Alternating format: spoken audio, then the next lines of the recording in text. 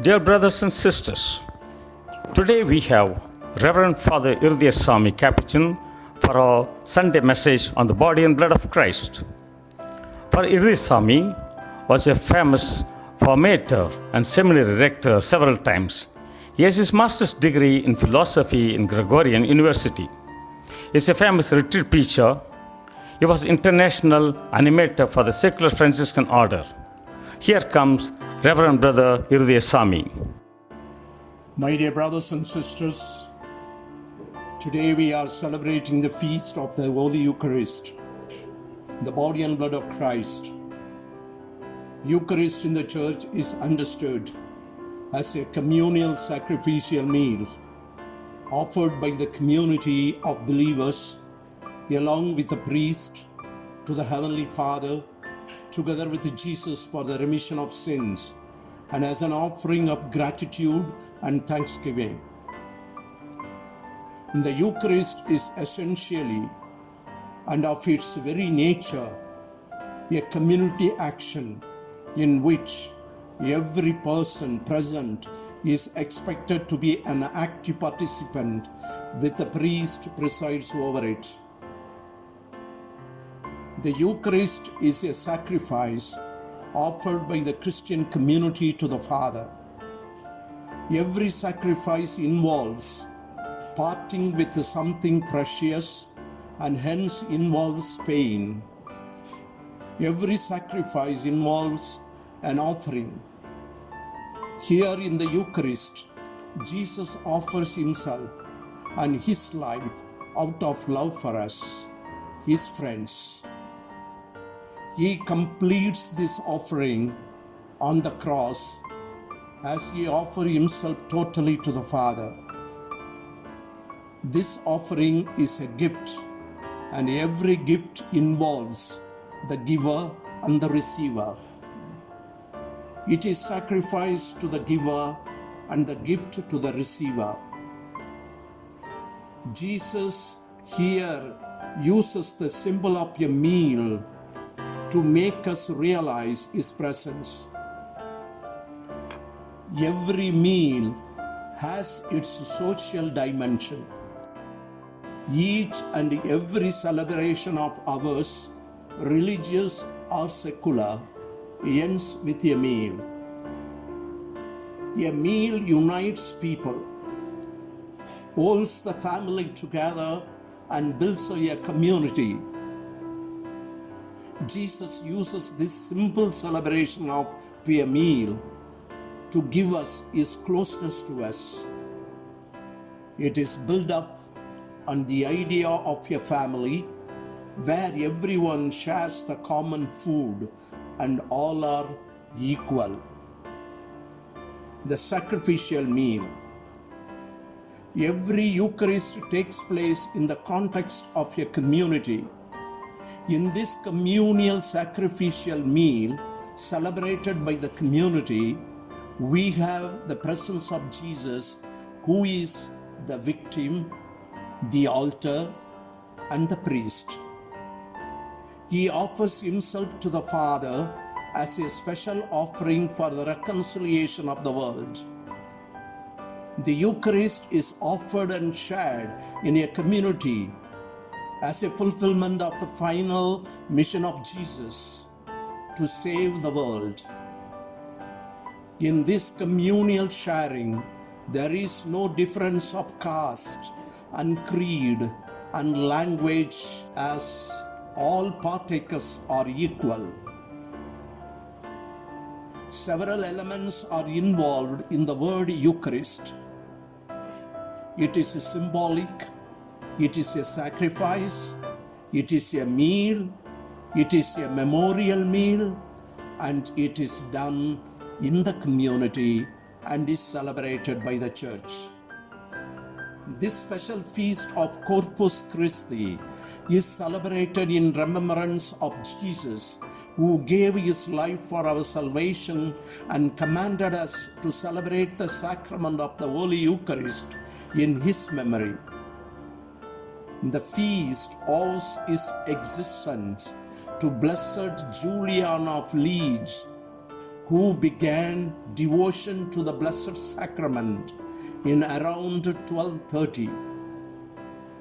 Largely through her insistence, in the year 1264, Pope Urban IV commanded its observance by the Universal Church.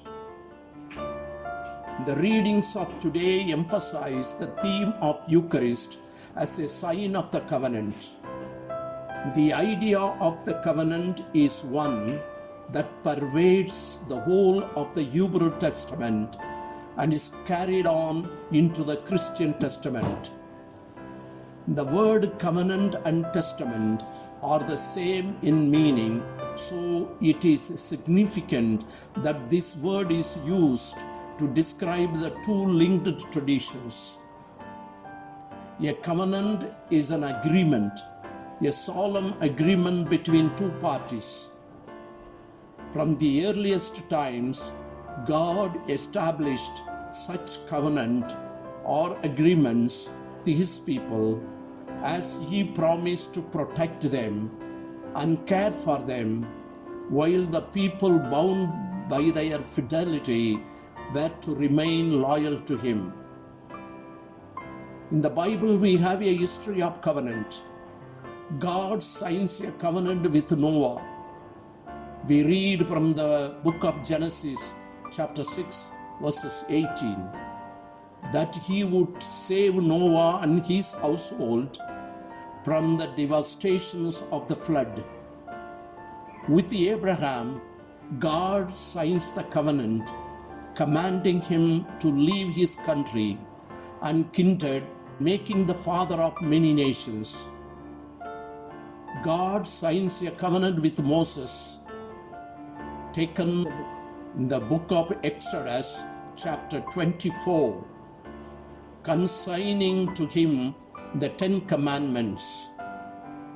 Jesus makes with us a new covenant. It is a covenant of love, signed in his blood, shed for us and for many for the forgiveness of sins. Here the emphasis is more the community dimension of the celebration of the Eucharist rather than the individual participation. Eucharist indeed is a communal celebration where we all share in the one bread and one cup. A priest, as the leader of the group, only presides and leads the community in the offering of the sacrifice. The feast sums up 3 important confessions about our faith. First is that God became physically present in the person of Christ, true God and true man. Secondly, God continues to be present in his people as they form the mystical body of Christ in his church.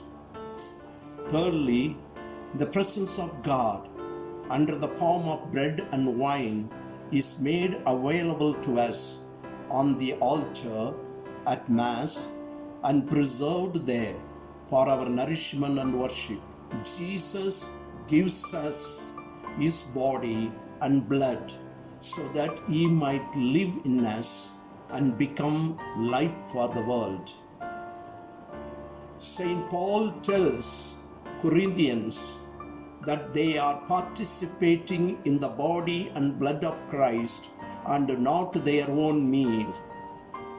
He informs them that the bread becomes the body of Jesus and the wine becomes his blood.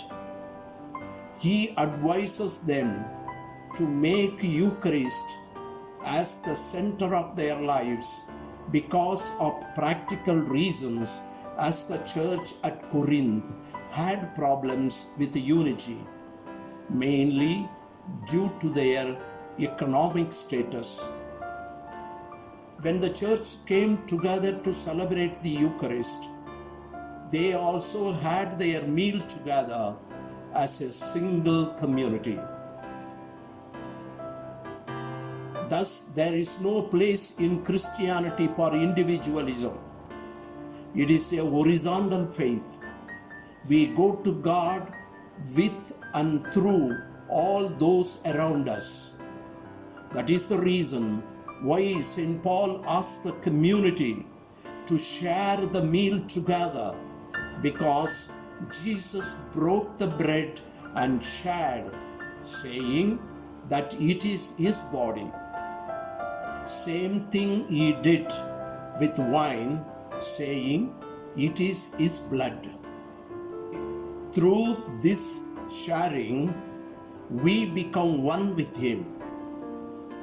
As we continue with the celebration of the Holy Mass, let us be thankful to the Lord Jesus for his body and blood that assures us our salvation. Let us also remember throughout the week that as new creations, we are called to feed on the sacrament of the Holy Eucharist, so the body and blood of Christ may transform us in his likeness. The feast invites us to remember the connection between communion and community. In the Gospel of today, in the discourse that follows the multiplication of loaves, Jesus would say, I am the living bread that came down from heaven. Whoever eats this bread will live forever. And the bread that I will give is my flesh for the life of the world. We read from the Holy Gospel of St. John, chapter 6, verses 51.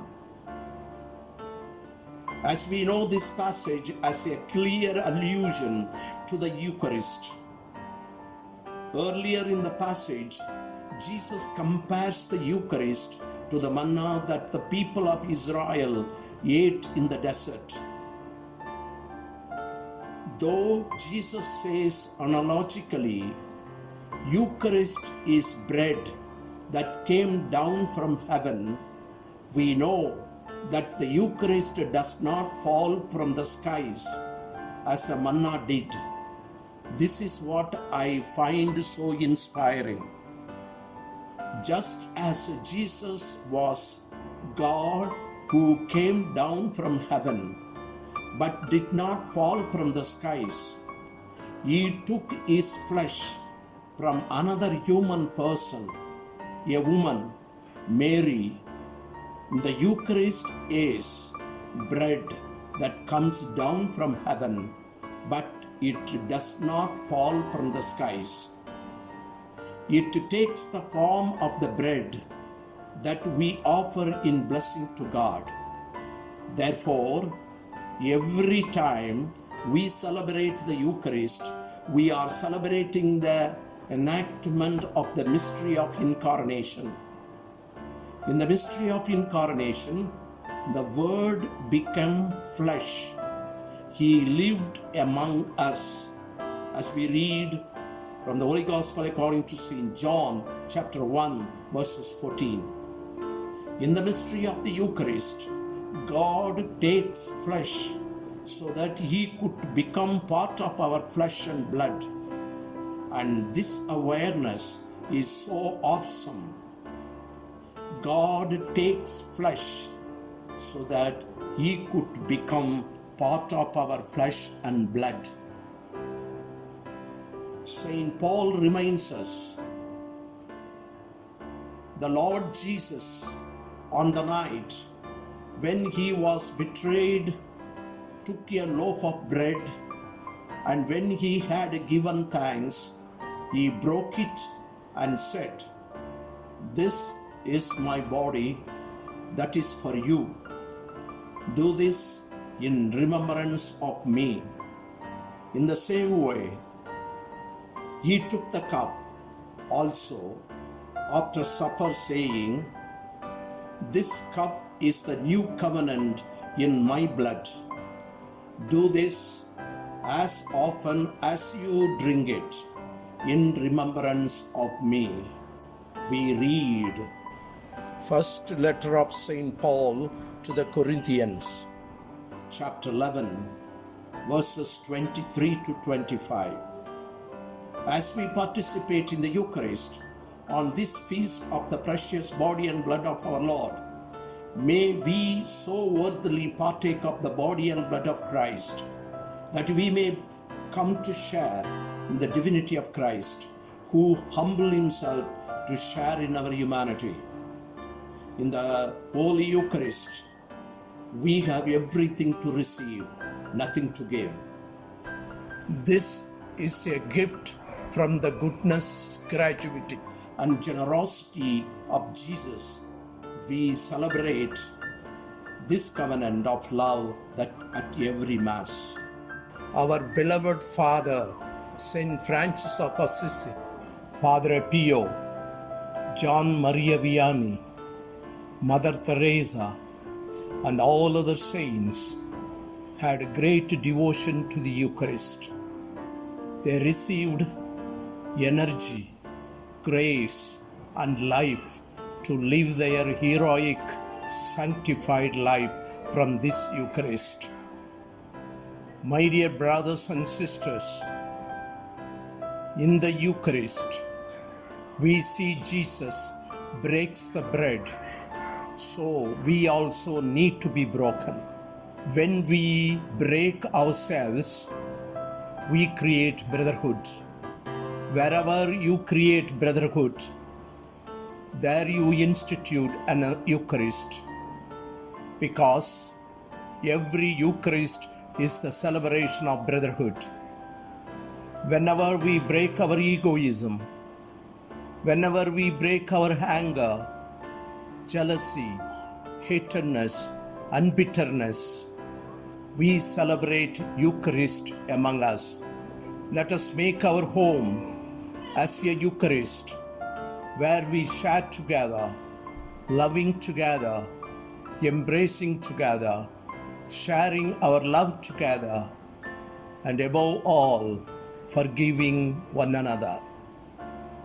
This is the way how we receive the spirit of the sacred body and blood of Christ from our Eucharistic celebration. We bring this Eucharist into our fraternity, into our relationship, in our thinking, in our dealings, and in our actions and reactions, so that every day this Eucharist becomes a part and parcel of our life. So, dear brothers and sisters, let us examine and ask ourselves, am I celebrating this Eucharistic meal meaningfully? Am I really allow myself to influence every Eucharist in my life?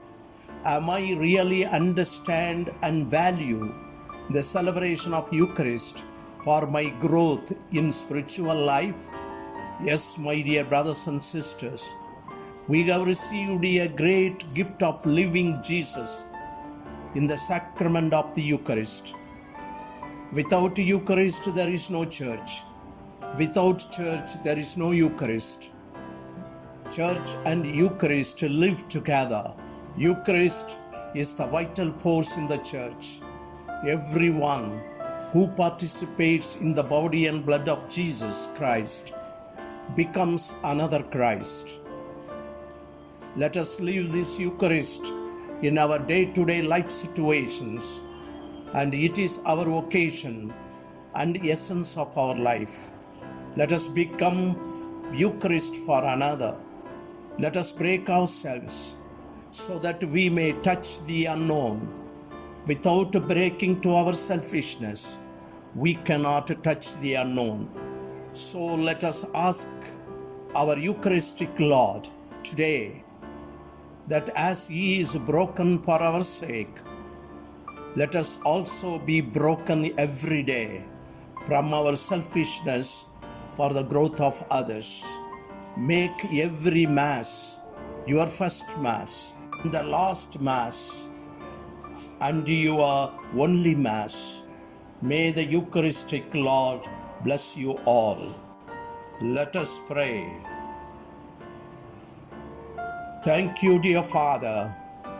You sent your only Son, Jesus Christ, to be our Savior and Redeemer. He came down and took the human form and gave his life at the Calvary for our sake. And finally, before coming to you, he instituted the sacrament of Eucharist. Thank you, dear Eucharistic Lord, for having present every day in our life through Eucharist. Because of this gift, we receive energy to relive every day our commitments, the command of love in our society, in our home, in our family, in our community, in our brotherhood, and in our fraternity. Help us, Lord, that we may live always in the spirit of Eucharist. Amen.